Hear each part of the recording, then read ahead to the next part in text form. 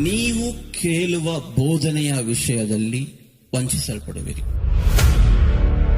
ಆತ್ಮಿಕ ಜೀವನದಲ್ಲಿ ಬೆಳವಣಿಗೆ ಇಲ್ಲದೆ ಹೋಗುವಂತೆ ವಂಚಿಸಲ್ಪಡುವಿರಿ. ಕಾಲಗಳ ಕುರಿತು ತಿಳಿದಿರಬೇಕು. ದೇವರ ವಾಕ್ಯದಲ್ಲಿ ನಾವು 4 ವಿಧವಾದ ಜನರ ಗುಂಪನ್ನು ಕಾಣಬಹುದು. ಈ ಎಲ್ಲ ವಿಷಯದಲ್ಲೂ ವಂಚಿಸಲ್ಪಡುವುದನ್ನು ಯಾರಿಂದಲೂ ತಪ್ಪಿಸಲು ಸಾಧ್ಯವಿಲ್ಲ. Is the lord. ಅತಿ ಬೇಗನೆ ಬರುವ ಯೇಸುಕ್ರಿಸ್ತುವಿನ ನಾಮದಲ್ಲಿ ಎಲ್ಲರಿಗೂ ನನ್ನ ಪ್ರೀತಿಯ ವಂದನೆಗಳು. ದೇವರು ಕೊಟ್ಟ ಈ ಒಳ್ಳೆಯ ಸಮಯಕ್ಕಾಗಿ ನಾನು ದೇವರನ್ನು ಸ್ತುತಿಸುತ್ತೇನೆ. ಪರೀಕ್ಷೆಯ ಮೊದಲನೇ ಭಾಗವನ್ನು ಆರಂಭಿಸಲು ದೇವರು ಕೊಟ್ಟ ಕೃಪೆಗಾಗಿ ದೇವರನ್ನು ಸ್ತುತಿಸುತ್ತೇನೆ.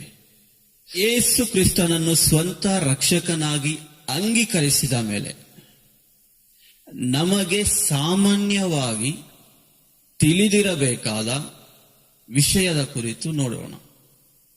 ಒಂದನೆಯದಾಗಿ, ದೇವರ ವಾಕ್ಯದ ವಿಷಯದಲ್ಲಿ ಮುಗ್ಧರಾಗಿ ಇರಬಾರದು. ದೇವರ ವಾಕ್ಯದ ವಿಷಯವಾಗಿ ಮುಗ್ಧನಾಗಿ ಇದ್ದರೆ ಏನೆಲ್ಲ ಸಂಭವಿಸುತ್ತದೆ ಎಂದು ನೋಡೋಣ. ಒಂದನೇದು ವಂಚನೆ, ಎರಡನೇದು ವಂಚನೆ, ಮೂರನೇದು ಬರೀ ವಂಚನೆ.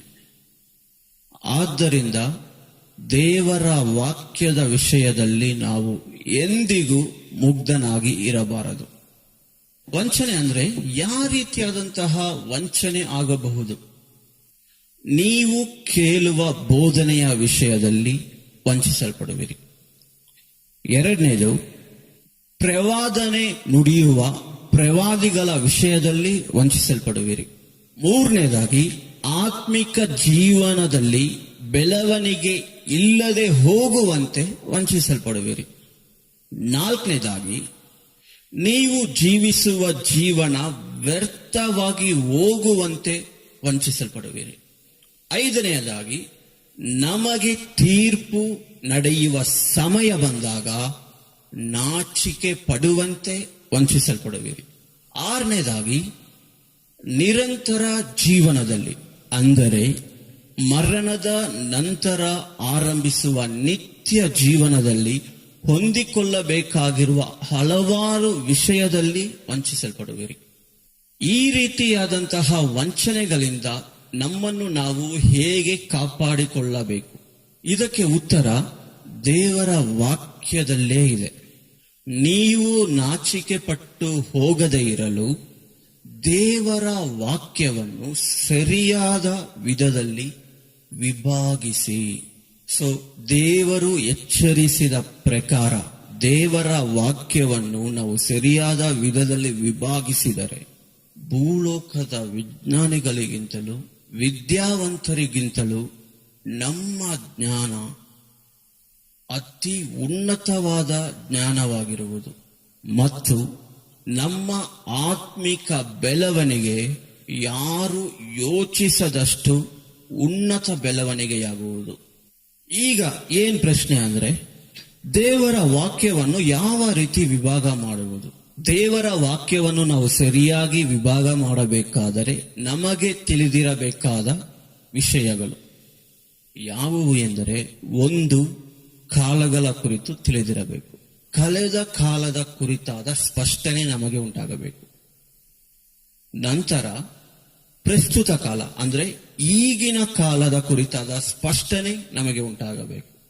ನಂತರ ಭವಿಷ್ಯದ ಕುರಿತಾದ ಅಂದ್ರೆ ಭವಿಷ್ಯ ಕಾಲದ ಕುರಿತಾದ ಸ್ಪಷ್ಟನೆ ನಮಗೆ ಉಂಟಾಗಬೇಕು. ಮತ್ತು ಎರಡನೇದಾಗಿ ಮನುಷ್ಯನ ಕುರಿತು ತಿಳಿಯಬೇಕು.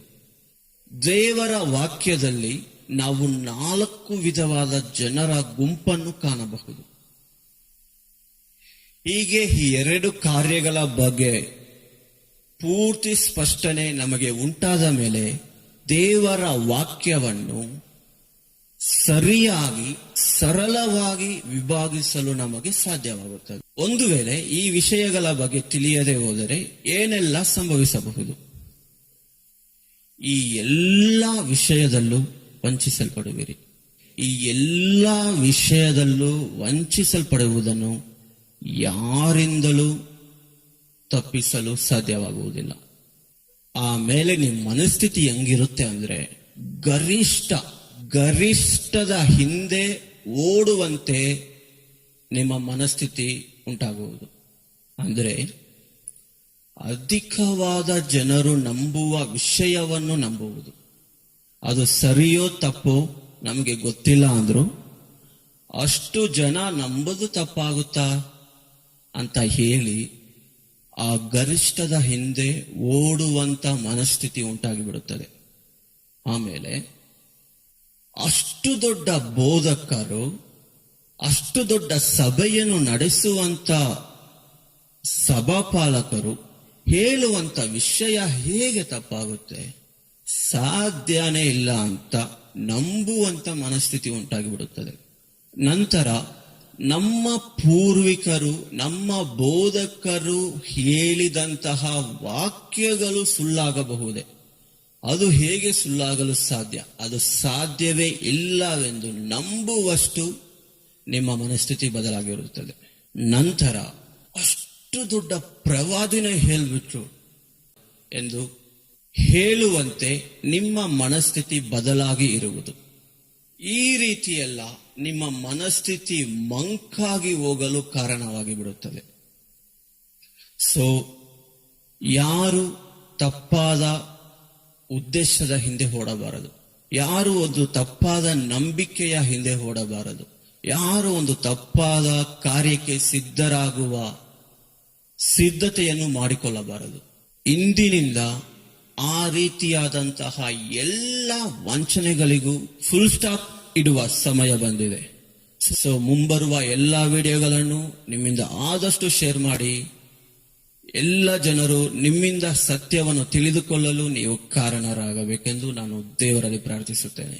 ಮುಂದಿನ ವಿಡಿಯೋದಲ್ಲಿ ಕಾಣುವವರೆಗೂ ನಿಮಗೆ ಒಂದು ಕೆಲಸ ಏನಂದ್ರೆ, ಎಷ್ಟು ಕಾಲಗಳು ಮುಗಿದಿವೆ, ನಾವು ಜೀವಿಸುವ ಈ ಕಾಲ ಯಾವುದು, ಮುಂಬರುವ ಕಾಲಗಳು ಯಾವುದು, ಮತ್ತು ಆ 4 ವಿಧವಾದ ಜನರು ಯಾರು ಎಂಬುದನ್ನು ಯೂಟ್ಯೂಬ್ ಕಮೆಂಟ್ಸ್ ಅಲ್ಲಿ ಆಗಲಿ ಅಥವಾ ವಾಟ್ಸಪ್ ಗ್ರೂಪ್ ಅಲ್ಲಿ ಆಗಲಿ ತಿಳಿಯಪಡಿಸಿ. ಕಾಲಗಳು ಅಂದ್ರೆ ಕನ್ಫ್ಯೂಷನ್ ಬೇಡ, ಕಾಲಗಳು ಯುಗಗಳು ಎರಡೂ ಒಂದೇ. ಮುಂದಿನ ಸಂಚಿಕೆಯಲ್ಲಿ ಕಾಣುವವರೆಗೂ ಪ್ರಾರ್ಥನೆಯಲ್ಲೂ ದೇವರ ವಾಕ್ಯವನ್ನು ಅರಿತುಕೊಳ್ಳಬೇಕೆಂಬ ದಾಹದಲ್ಲೂ ಕಾದಿರ್ರಿ. ದೇವರು ನಿಮ್ಮನ್ನು ಆಶೀರ್ವದಿಸಲಿ. ಆಮೆನ್. ಕ್ರಿಶ್ಚಿಯನ್ ಲೈಫು ಪವರ್ಫುಲ್ ಮಾಸು, ಮರ್ಮವ ತಿಳ್ಕೊಂಡ್ರೆ ಲೈಫೇ ಚೇಂಜು, ಮಿಸ್ ಮಾಡ್ಕೊಂಡ್ರೆ ಎಲ್ಲವೂ ವೇಸ್ಟು, ನೀನು ಆಗೋಯ್ತೀಯ ಫಾಲ್ಸ್ ಪ್ರೀಚರು. ವಾಕ್ಯದ ಮರ್ಮವ ತಿಳಿಯೋ ಭಾಗ್ಯವ ನನಗೆ ನೀಡು ದೇವರೇ. ಓದಲು ಕನ್ಫ್ಯೂಷನ್, ತಲೆಗೆ ಹುಳ ಬಿಟ್ಟಂಗಾಗುತ್ತಿದೆ ಗುರುವೇ. ಓದಲು ಕನ್ಫ್ಯೂಷನ್, ತಲೆಗೆ ಹುಳ ಬಿಟ್ಟಂಗಾಗುತ್ತಿದೆ ಗುರುವೇ. ಬೈಬಲ್ ಅಂದ್ರೆ ದೇವರ ಪ್ರಿಸ್ಕ್ರಿಪ್ಷನ್, ಒಂಚೂರು ತಪ್ಪಾದ್ರೂ ಏಟು ಬ್ಯಾಕ್ ಟು ಬ್ಯಾಕು.